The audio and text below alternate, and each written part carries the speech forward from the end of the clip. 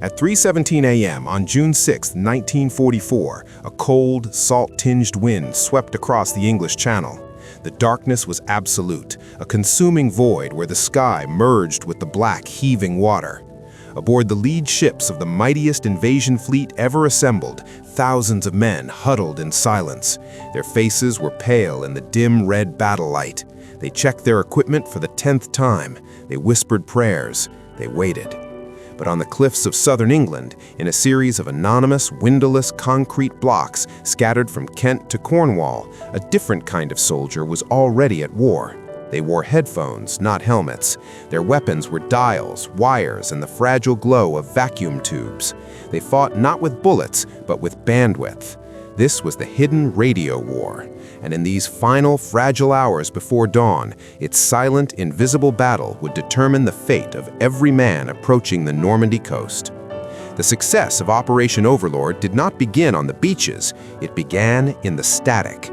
The story of this secret war starts not in the summer of 1944, but in the bitter winter of 1941. Britain was alone, battered, and under siege from the air. The German Luftwaffe's bombers had razed entire city blocks. U-boats were strangling the lifelines of the Atlantic. In a reinforced basement deep beneath the streets of London, a group of pale, exhausted men in civilian clothes pored over sheets of paper filled with seemingly random letters and numbers. This was Station X, Bletchley Park. Here, the geniuses of cryptography, mathematicians, linguists, and chess champions waged a war of the mind against the German Enigma machine. Their work was a fragile thread of hope. But intelligence, no matter how brilliantly decrypted, is useless if it cannot be communicated. And every communication broadcast into the air was a potential funeral dirge. The Germans were listening too. This was the central, terrifying paradox of the Allied war effort. To coordinate a global struggle against the Axis, they needed to talk. To move armies, to direct convoys, to schedule air raids, they needed radios. But every transmission was a beacon. Every coded message, even if unbreakable, signaled activity. It revealed position. It hinted at intention. The German listening posts, the Hochdienst, lined the coasts of occupied Europe. Their operators, with ears finely tuned to the Morse code rhythms of the world, sat in darkened rooms of their own, logging call signs, tracking signal strength, mapping the electronic heartbeat of their enemy.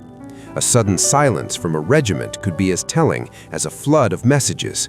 A change in frequency could signal an impending move. The airwaves were a battlefield, and every broadcast was a soldier walking into open ground.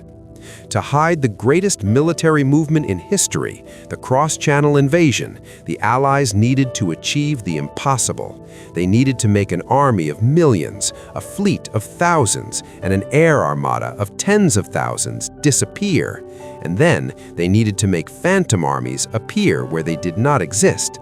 This colossal deception was named Operation Bodyguard. Its nervous system, its means of giving these phantoms a convincing voice, was the hidden radio war. It was a vast, intricate stage play performed on a global scale, where the actors never saw their audience, and a single missed cue meant catastrophe. The architects of this deception operated from cramped, smoke-filled rooms in Whitehall. Their tools were maps covered with acetate, pins with different colored heads, and files stamped bigot, the highest level of secrecy. They understood that the German High Command, particularly the meticulous Field Marshal Erwin Rommel, tasked with defending the Atlantic Wall, relied heavily on signals intelligence. Rommel's famous directive, "The war will be won or lost on the beaches," was followed by a less quoted but equally firm belief: we must have the earliest possible warning of the invasion from our intelligence services. The Allies aimed to drown that warning in a sea of noise and lies. The first and critical task was to enforce radio silence on the real invasion force. In the months leading to D-Day, units designated for Overlord were gradually isolated. Their radio sets were physically sealed. Their trained wireless operators were reassigned or confined to barracks. Battalion and brigade-level traffic, the normal chatter of a military formation, simply ceased to exist on the airwaves. For the German listeners, it was as if the entire 1st United States Army Group, commanded by the formidable General George Patton, had vanished from southern England. This silence was not peaceful. It was tense, heavy, and deliberate. It was the first move in the game. But nature abhors a vacuum, and so does intelligence. A complete silence from a key military region would itself be a deafening alarm. So, as the real invasion forces went quiet, a chorus of false signals began to rise from other parts of Britain. This was the work of the Ghost Army, but not the later famed Visual Deception Unit. This was its sonic and signals counterpart. Small teams of specialist radio operators trained to mimic the distinctive fist, the unique sending style of specific units, went to work. From the quiet pastures of East Anglia and the Scottish Highlands, they began to broadcast. The atmosphere in these clandestine radio trucks and farmhouse command posts was one of intense, focused pressure. An operator, his face lit only by the soft green glow of his set, would tap out his messages. He was not sending nonsense, he was performing a script. He was a corporal pretending to be the wireless operator for the entire 23rd Headquarters Special Troops. He would request supplies for a non-existent tank battalion. He would complain about the weather, delaying exercises for phantom artillery regiments.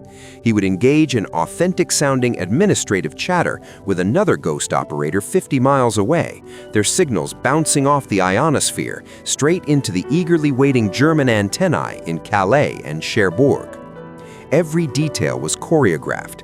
The signal strength was carefully calibrated. Too strong, and it would be obvious the transmitter was close.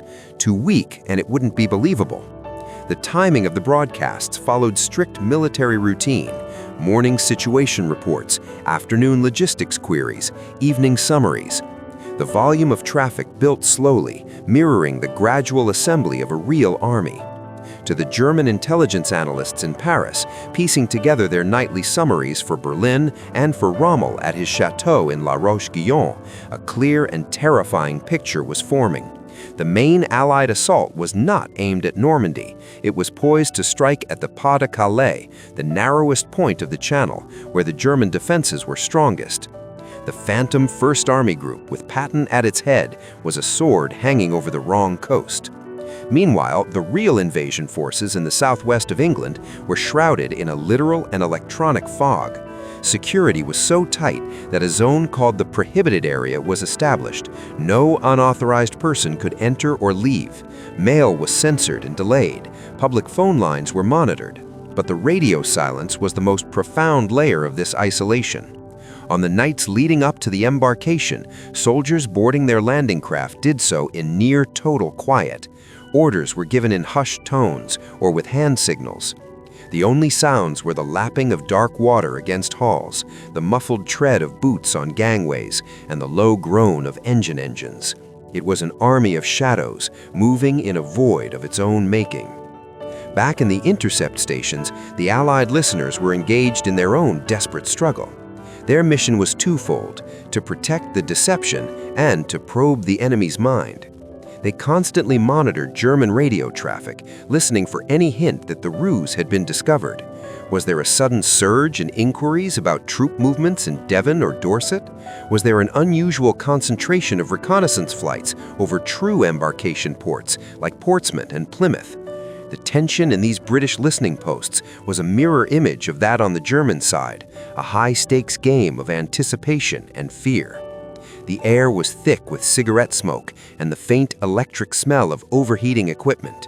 Operators, their senses stretched to the limit, would jot down notes on pad after pad, their ears attuned to the slightest variation in the enemy's routine Morse. Then, on the night of June 5th, as the Great Fleet churned its way towards France, the hidden radio war entered its most critical phase. The deception had to hold for just a few more hours. But now, a new and terrifyingly real element was added to the mix. Shortly after midnight, Pathfinder planes and gliders carrying the first Allied paratroopers crossed the French coast. Their missions were to secure bridges, silence gun batteries, and mark landing zones. As they descended into the darkness over Normandy, their presence could not be hidden. Gunfire erupted, flares lit the sky. The local German garrison commanders, suddenly under attack, scrambled for their telephones and radios. The first genuine panicked reports of airborne landings began to crackle across the German military networks. This was the moment of maximum danger. Would the German High Command see these scattered drops in Normandy for what they potentially were, the vanguard of the main invasion? Or would they still believe them to be a diversion, a feint to draw forces away from the real landing site at Calais? The answer lay in the hands of a few key men, and in the web of deception the radio war had spun. In his headquarters, Field Marshal Gerd von Rundstedt, Commander-in-Chief West, received the fragmentary reports. Paratroopers near Caen, gliders east of the Orne River, fighting at a bridge called Pegasus. His staff officers leaned over maps, their faces grave in the lamplight. Von Rundstedt, a prudent and traditional officer, felt this was likely the beginning of the invasion. He issued orders to put the coastal defense forces on highest alert, but he also needed the massive, powerful panzer reserves to counterattack, and those reserves, most critically the 1st SS and 12th SS Panzer divisions, could not be moved without approval from the very top. That approval rested with Adolf Hitler, asleep at the Berghof in Bavaria, and with the Oberkommando der Wehrmacht, OKW High Command. And at OKW, the Chief of Operations was General Alfred Jodl. Jodl had been thoroughly briefed by the intelligence services, which were saturated with the false radio traffic from the 1st United States Army Group. He looked at the map. A major airborne landing in Normandy? Yes, but where was the enormous fleet? Where was the bombardment? The radio traffic from Kent and East Anglia remained heavy, suggesting Patton's massive force was still poised, waiting. Jodl concluded this was a large-scale raid, or at best a secondary attack. The main blow was still coming. He refused to release the panzer reserves. He even canceled a preliminary alert for the 12th SS Panzer Division, ordered by a lower commander.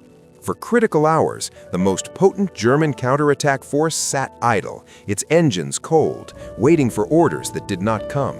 The radio deception had cast a hypnotic spell over the German command structure. It had created a phantom of such convincing detail that it paralyzed their response to reality. Every minute the panzers remained in their barracks was a minute bought with the lives of men fighting on the beaches and in the hedgerows. It was a currency of time, paid for in advance by the silent, meticulous work of the ghost operators. As dawn broke on June 6th, the true scale of the invasion became undeniable to the Germans on the ground. The horizon filled with ships, a vast sprawling forest of masts and superstructures that seemed to blot out the sea itself. The sky darkened with Allied aircraft. The roar of naval artillery became a continuous, earth-shattering thunder. The radio networks of the defending German units erupted in a cacophony of frantic, desperate traffic. Enemy landing in force. We are under heavy naval bombardment. Request immediate support. The static was shredded by pleas and reports of crumbling positions. Yet, even now, the hidden radio war was not over. To maintain the threat to Calais, the ghost transmissions from the fictitious 1st Army Group continued. They increased in urgency, simulating the final preparations for an imminent embarkation. This final act of the play forced the Germans to keep the formidable 15th Army, hundreds of thousands of men, and their best defensive equipment locked in place around the Pas-de-Calais. They stood guard against an army that existed only as patterns of electrons in the air, while their comrades 60 miles to the west were being overwhelmed. It would be 7 weeks before Hitler finally conceded that the Calais threat was a mirage and released those forces, but by then, the Allied beachhead was unbreakable. The human cost of D-Day was written in the blood on the sand, in the twisted metal of landing craft, and in the silent fields where paratroopers lay. But the hidden radio war, fought in the spaces between the beeps and the static, had written the conditions for that battle. It was a war without glory, without medals, often without recognition. Its warriors were men and women who spent the war in quiet rooms, their ears aching from the constant pressure of headphones, their eyes strained from the glow of dials, their nerves stretched thin by the unbearable weight of knowing that a single mistake in their performance could doom thousands. They traded in the most fragile of commodities, belief.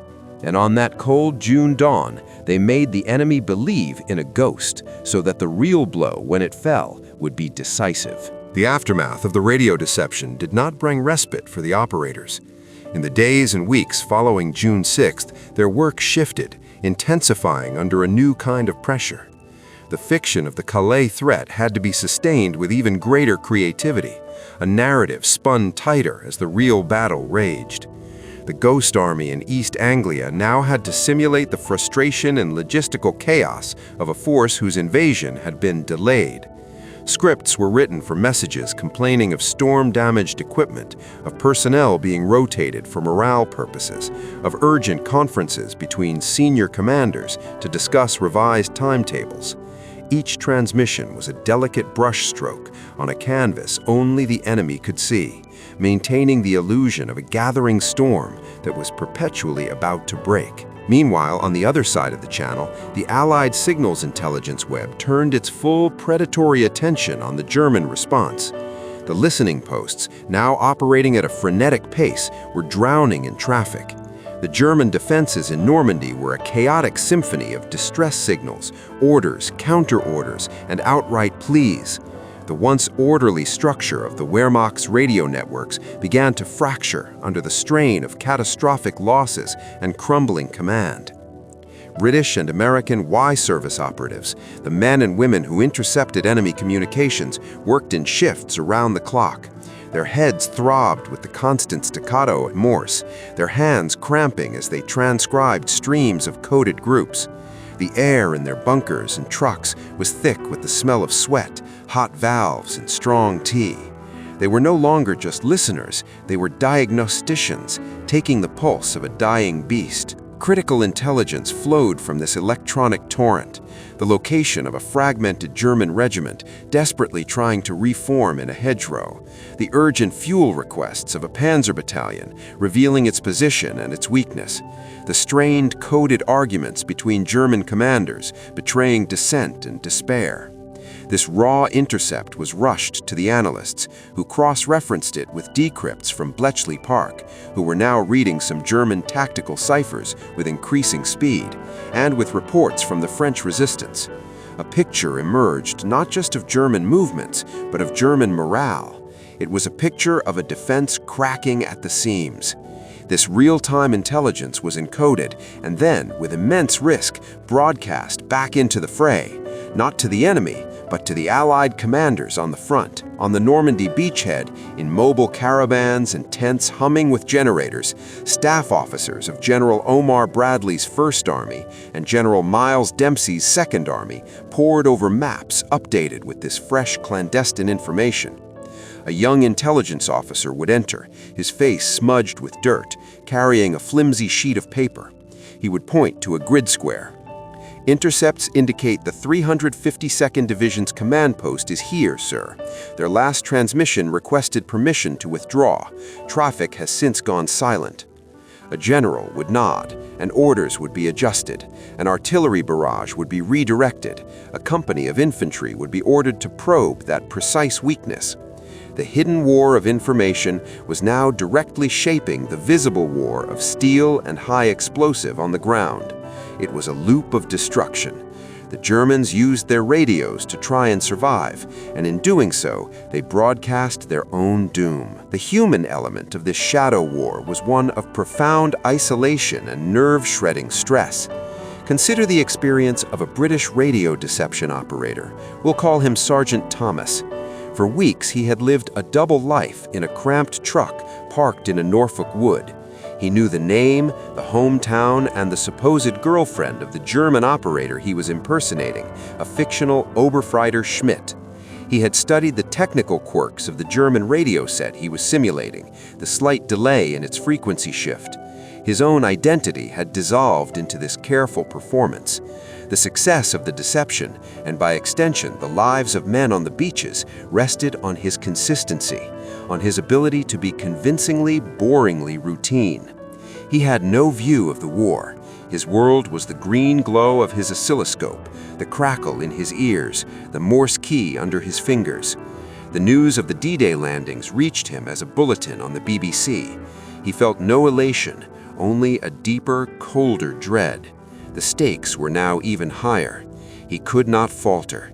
He took a deep breath, lit another cigarette, and began tapping out a message about faulty spark plugs for the fictional 22nd Panzer Regiment's reconnaissance vehicles. Or the story of a German Horchdienst operator, a young man named Karl, stationed in a concrete listening bunker at Cap Gris-Nez, overlooking the very waters where the Phantom invasion was meant to come.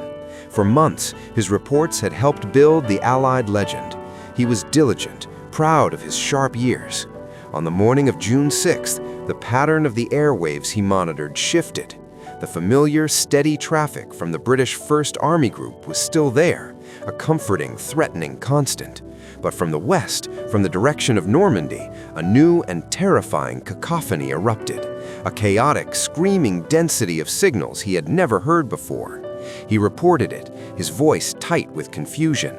His superior officer, a captain steeped in the intelligence reports of the powerful Calais threat, patted his shoulder. "Diversionary tactics, son. They want us to look away. Keep monitoring the primary channels." Karl returned to his headphones, listening to the carefully scripted lies from Norfolk, while the truth of the war screamed at him from another frequency. His faith in the intelligence he had helped gather became a prison for his perception. This psychological dimension was the ultimate weapon of the hidden radio war. It did not just transmit false orders, it manufactured a false reality. It exploited the German military's inherent respect for procedure, for signals intelligence, for the logical analysis of data. The Allies fed them pristine, logical data that led to a catastrophic conclusion. It was a systematic poisoning of the enemy's decision-making process. The German command, from Jodl at OKW down to divisional commanders in Normandy, were not fools. They were rational men acting on the best information they believed they had. And the best information was a masterpiece of fiction. The physical landscape of this secret war was as evocative as the front lines. The British listening posts were often housed in forgotten Victorian fortresses, in the sprawling basements of country estates requisitioned by the War Office, or in clusters of Nissen huts surrounded by towering radio masts that hummed in the rain. The air inside was perpetually stale, recycled through wheezing filters. The floors were concrete, cold underfoot. The light was a flat, yellowish electric glow that bleached color from faces. Walls were covered in sound-absorbing material, creating a dead, muffled atmosphere where the only sounds were the endless murmur of Morse, the rustle of paper, and the low, steady hiss of the static that was the constant backdrop of their world. It was a war fought in a sensory void where the only connection to the conflict was abstracted into dashes and dots. In contrast, the mobile deception units operating on the continent after the breakout from Normandy brought their war into the field. They followed behind the advancing armies, setting up in orchards and abandoned barns. Now their task was tactical, to simulate larger troop concentrations than actually existed, to mask the movement of exhausted units being pulled from the line for rest, to create the impression of an army gathering for a thrust in one direction while the real blow landed elsewhere. Their work was faster, more dangerous. German patrols could stumble upon them. Their transmissions could be triangulated by enemy mobile listening vans. They worked with pistols on their desks, a pack of explosives ready to blow their equipment if capture was imminent. The stress was immediate, physical, a constant tightness in the chest. They could hear the distant thunder of the artillery they were helping to guide. The culmination of this tactical radio deception came in support of Operation Martin Garden in September 1944. To try and shield the daring daylight paratrooper drops in Holland, a massive electronic smokescreen was deployed. Dozens of deception radios sprang to life, simulating the radio traffic of entire armored divisions that did not exist, creating a convincing electronic picture of a major ground force assembling to the south of the main axis of attack. The goal was to fix German reserves in place, to make them look away from the narrow corridor of the XXX Corps' advance. The operators worked in a frenzy, their scripts a complex ballet of fake unit identifiers, vehicle reports, and supply requests. For a time it worked. German intelligence summaries noted the concerning assembly of Allied forces near the Belgian border. Yet in this case, the deception, though technically successful in confusing the enemy's electronic picture, could not overcome the sheer physical difficulties and fierce German resistance on the ground. The hidden war could create opportunities, but it could not guarantee victory. That still required infantrymen to cross bridges under fire. As the war ground on into the bitter winter of 1944 and the shock of the Ardennes offensive, the hidden radio war adapted once more. In the desperate early hours of the Battle of the Bulge, when German forces achieved complete surprise and severed Allied communications, it was the radio deception operators who found themselves performing a new, grim role. With landlines cut and headquarters overrun, the only way to gauge the scale of the disaster and to maintain some semblance of order was through the airwaves. The familiar patterns of deception were abandoned. Now the traffic was real, frantic, and tragic. Operators who had spent years crafting lies now tapped out the stark, unadorned truth. Position overrun, command post surrounded, request permission to withdraw, any route. The airwaves, for a brief, terrifying period, became a medium for pure survival. And then, as the Allies stabilized the front and began their counterpush, the deceivers went back to work. To help General Patton's dramatic turn north to relieve Bastogne, deception units simulated the radio signature of his entire Third Army remaining in place, continuing its eastward drive. This electronic ghost of Patton kept German units facing empty countryside, while the real steel-clad fist of the Third Army slammed into the vulnerable southern flank of the German Bulge. It was a final, brilliant flourish of the art, using the enemy's faith in signals intelligence to enable one of the most celebrated maneuvers of the war. The legacy of this hidden war was silence. When the guns finally fell silent in May 1945, the radio operators turned off their sets. The constant, lifelong static in their ears ceased. For many, the sudden quiet was more deafening when the war. They returned to a normal world they had only experienced in fragments for 6 years. They could not talk about what they had done. The Official Secrets Act bound them for decades. Their work, so critical to the success of D-Day and the campaigns that followed, remained classified, buried in archives, its practitioners anonymous.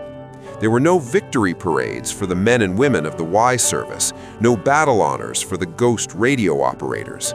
Their war had left no visible scars on the landscape, no burnt-out tanks as monuments. Their battlefield was the electromagnetic spectrum, a realm that left no wreckage, only consequences. Their demobilization was a quiet, unceremonious affair. They handed in their headsets and code books, signed their final secrecy declarations, and boarded trains that took them away from the coastal listening stations and the secluded country estates. The concrete bunkers were emptied, the sensitive equipment crated away. The radio masts, skeletal sentinels that had hummed with the secrets of the world, were dismantled. The landscape of the secret war was erased with an efficiency that mirrored its execution. For Sergeant Thomas, the fictional Obergefreiter Schmidt he had inhabited for so long faded like a ghost, leaving behind a hollowed-out man who jumped at the sound of a telegraph key in a railway station. He found he missed the structured anxiety, the clear purpose of the deception. Civility seemed a poor, confusing script. He would catch himself analyzing the speech patterns of a shopkeeper, wondering what hidden meaning lay beneath the mundane words. The air war in the ether had rewired his perception of reality itself. The German listeners, those who survived the collapse, faced a different silence. For Karl, the operator at Cap Gris-Nez, the end came with the arrival of Canadian infantry at his bunker complex. He and his comrades destroyed their equipment as best they could, smashing the delicate receivers with rifle butts before filing out into the blinding daylight of peace. The interrogations that followed were perplexing. The Allied signals intelligence officers showed an intimate, unnerving knowledge of his unit's routines, even joking about the poor quality of the coffee he had complained about in an intercepted message months before. The scale of the deception was revealed to him not in a grand briefing, but in these offhand comments. He realized then that the comforting certainty of his intercept logs, the careful maps of enemy unit locations he had helped maintain, had been a shared hallucination, meticulously induced by the enemy. His professional pride, the very foundation of his wartime service, crumbled into ash. He had not been a hunter of information, but a consumer of poison. The technology of the hidden war did not disappear. It evolved in the shadows of the coming Cold War. The men and women who had honed their craft at Bletchley Park and in the mobile deception units became the founding architects of new, even more secretive agencies. The Government Communications Headquarters, GCHQ, in Britain, and the National Security Agency, NSA, in the United States, were built upon the principles and the veteran personnel of this first great electronic conflict. The lessons of D-Day, the critical importance of securing one's own communications, the devastating potential of deceiving the enemy's electronic perception, the priceless value of listening became the bedrock of a new, silent global struggle. The battleground simply shifted, from the skies over Normandy to the endless, invisible currents of the global airwaves, targeting new enemies. The calm, intense voice of the documentary narrator would continue, but the subjects would remain classified for another half-century. For the soldiers who fought on the beaches, the hidden war remained just that, hidden. A veteran of Omaha Beach, struggling up the shingle under withering machine gun fire, knew nothing of the Ghost Army in East Anglia. His world was the geysers of sand and water from mortar blasts, the metallic taste of fear, the weight of his soaked wool uniform, and the sight of his friends falling. His battle was measured in yards, in minutes of life expectancy, in the number of rounds left in his magazine. The strategic decision that held the 12th SS Panzer Division from his sector was as remote and abstract as the weather. Yet the two realities were inextricably linked. The bloodshed on the beach, while horrific, would have been apocalyptic if the full force of the German mobile reserves had been unleashed upon the landing zones in the first crucial hours. The hidden war created the narrow, brutal margin within which the visible war could be won. It was a margin paid for not in blood on the sand, but in the mental endurance of those in the silent rooms. This is the essence of modern warfare, first fully realized in the gray dawn off Normandy. Conflict splits into parallel realms. There is the visceral, physical realm of mud and metal, of courage and terror, of immediate, screaming sacrifice. And there is the abstract, intellectual realm of information, of perception, of manipulated reality. The latter realm dictates the terms of engagement for the former. D-Day stands as the definitive proof of this duality. The success of the infantryman, a tank crew, the engineer, was preconditioned by the success of the cryptanalyst, the radio operator, the deception planner. One could not have succeeded without the other, yet they inhabited separate worlds, united only by the ultimate, shared objective. The weight of this knowledge rested heavily on the few commanders who saw the full picture. General Dwight D. Eisenhower, the Supreme Allied Commander, carried in his pocket on D-Day a statement taking full responsibility for the failure of the invasion, a note he thankfully never had to use. But his anxiety was not solely for the storming of the beaches, it was also for the integrity of the bodyguard deception. Reports from the double agents, fragments of ultra-decrypts concerning German belief, the steady flow of fabricated radio traffic, these were the metrics he watched as intently as the weather reports. The courage of the assault troops was a given, a terrible and trusted constant. The endurance of the lie was the variable. When he received confirmation that the German panzer reserves were not moving, that the 15th Army remained static, a portion of the immense burden he carried lifted. The hidden war had delivered its part of the bargain. In a secluded corner of the British National Archives, there are files that still bear the bigot stamp. They contain the scripts, dry, technical, and breathtakingly mundane, that formed the dialogue of the Phantom Army. 83rd Mortar Platoon requests clarification on ammunition allocation for Exercise Tiger, over. Divisional Headquarters to 22nd Armored, report on suspension repairs for Cromwell tanks, acknowledge. To the untrained eye, it is bureaucratic noise. To the historian, it is the sheet music for a symphony of deception. Each line was a note, carefully placed to build a chord of conviction in the enemy's mind. The cumulative effect of thousands of such messages, broadcast over months, was not just a military formation on a map, it was a psychological artifact, a weaponized consensus. The final haunting truth of Britain's hidden radio war is that its greatest victory was a negative space. It was defined not by what it did, but by what it prevented. There is no monument to the catastrophic German counterattack that never materialized at Omaha Beach. There is no memorial to the reinforcement of Normandy by the 15th Army that was delayed for 7 weeks. The success of the deception is measured in ghosts. The ghost of the panzer divisions that did not arrive at dawn. The ghost of the infantry reserves that stayed in their bunkers at Calais. The ghost of the alternative, far more terrible timeline that was successfully averted. The operators, in their silent rooms, were not just creating a fictional force, they were erasing a potential reality.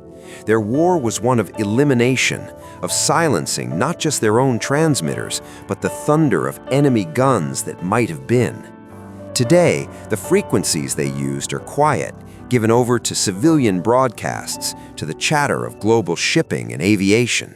But on certain nights, when atmospheric conditions are just right, a radio enthusiast might catch a sliver of lingering static, a whisper of old, coded trauma bleeding through from the past. It is an echo of a time when the air itself was a contested territory, when the fate of continents hung on the timing of a fabricated Morse code message about tank engine repairs. The story of D-Day will forever be told through the iconic images of landing craft ramps dropping, of men wading through surf, of paratroopers descending into apple orchards. But beneath that story, supporting it like the deep, unseen pilings of a pier, lies the other story, a story of silence, of static, and of a war won in the dark, before the first shot on the beach was ever fired.